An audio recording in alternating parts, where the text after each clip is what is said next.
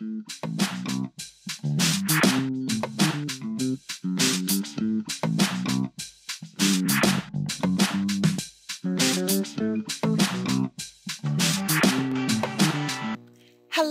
I'm Kenya Halliburton, and welcome to My Virtual Genie's Content Marketing for Webpreneurs video series. Today we're going to be discussing the 5 ways to break out of the month-to-month marketing habit. Have your marketing efforts been falling flat? Despite your best efforts, has it been difficult for you to obtain or even sustain a healthy flow of cash and clients? Have you been frustrated with not being able to fill group programs or events or sell your products or services? Well, you may be suffering from what I like to call the month-to-month marketing syndrome. Dun dun dun. Sorry, I just had to add that in. Couldn't help myself. So look, if you're a life business coach, consultant, speaker, author, entertainer, or virtual support professional, listen up. I have some great news for you. There is a cure for the month-to-month marketing condition. What do I mean by month-to-month marketing habit? Well, most of us webpreneurs, we're witty, we're creative, we have all these great ideas and all this value we want to bring to the world. But to be frank, we're often allergic to planning.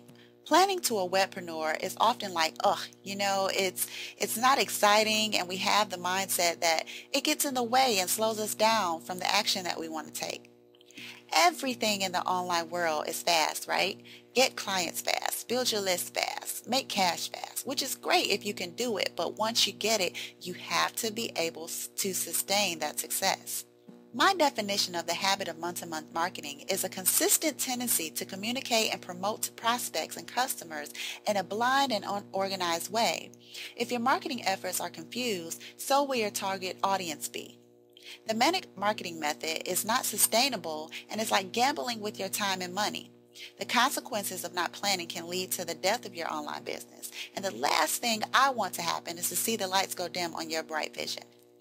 So let's take a look at the 5-step cure for breaking out of the month-to-month marketing habit, shall we? Step 1. Evaluate the results of past marketing efforts. This looks like creating an inventory of the things that you have been doing to market your products and services, and evaluating how effective those strategies have been and how they work for you. What were the average timelines you gave yourself to educate, engage, and promote your offerings? Once you're done, ask yourself, has what I've been doing worked? If the answer is no, or sometimes neither of which works in a profit-winning online business, keep it moving to step 2. The next step in breaking out of the month-to-month marketing cycle is to outline what products, programs, or services you want to promote each month. Use the timeline of a year, January through December, and chop it up into 3-month increments. Identify and write down one product, service, or program you want to lead with and build content around and focus on each month. Step 3. Identify and evaluate your current content mix, past, present, and future. Create a heading for past, present, and future, and under each, list the content vehicles you have or wish to use to communicate with your audience.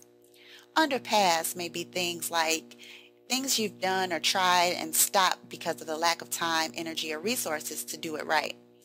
Present may include some things you've tried and may not include others that you were unable to maintain. Future is all the things you would ideally like to have in place to communicate your brand to your audience.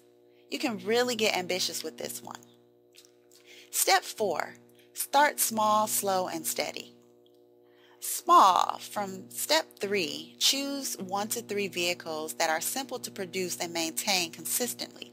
For example, maybe instead of a full newsletter, you can deliver a weekly tip, written or audio, and build up until you have the elements needed to put together a relevant newsletter. Find ways to break down large content vehicles into smaller pieces that allow you to be compelling in the delivery. And slow. Don't try to aim for weekly distribution if you feel it will overwhelm you. Content marketing is a marathon, so you need to pace yourself to find what rhythm works for you and gradually increase. That way, your audience will see your business as growing instead of inconsistent, and they can trust you more. Be steady. Be consistent. This will always allow you to pattern your audience so that they can come to anticipate communications from you. There's a shrinking number of brands who still excite subscribers to open their emails or engage with them on social media. If you start small to ensure you are not just communicating noise and be rhythmically consistent, You will start to establish your brand as one that needs to be paid attention to, which we all love, right? And the last and final step, step 5, commit and track results. Commit to this process. All webpreneurs are in the publishing business. Some are in it by blind default, but the wise ones like you are strategically leveraging this status.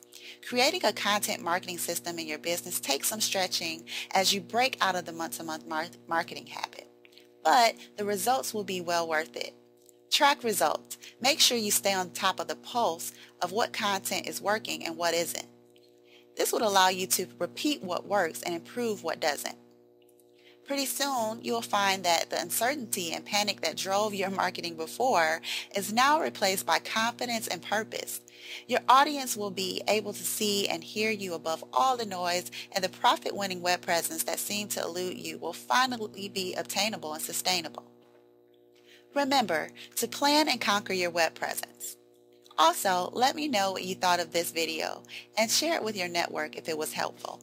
Until next time, this is Kenya Halliburton saying, happy wishing.